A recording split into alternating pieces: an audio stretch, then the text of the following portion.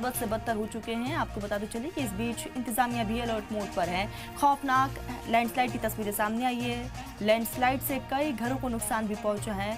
बहुत दुखद खबर है। रामबन में बादल फटने और लैंडस्लाइड जैसी कुदरती आफत से आम लोगों की जिंदगी को काफी ज्यादा परेशानियों का सामना करना पड़ रहा है और आम जिंदगी काफी मुतासिर है। आपको बताते चले कि घरों को शदीद नुकसान भी पहुंचा है। कई लोग बेघर हो चुके हैं। कई गाड़ियां मलबे में दबी हुई नजर आ रही हैं। आपको बता दें कि एनडीआरएफ और एसडीआरएफ की टीम लगातार मौके पर मौजूद है। राहत बचाव का काम लगातार किया जा रहा है। इंतजामिया भी अलर्ट मोड पर है। आने वाले समय के लिए महकमात मौसम ने अलर्ट घोषित किया है।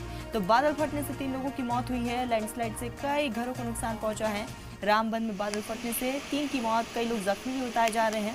फिलहाल राहत बचाव का काम लगातार जारी है। कई घरों को खाली करवा दिया गया है और लोगों को सुरक्षित स्थानों पर पहुंचाया गया है।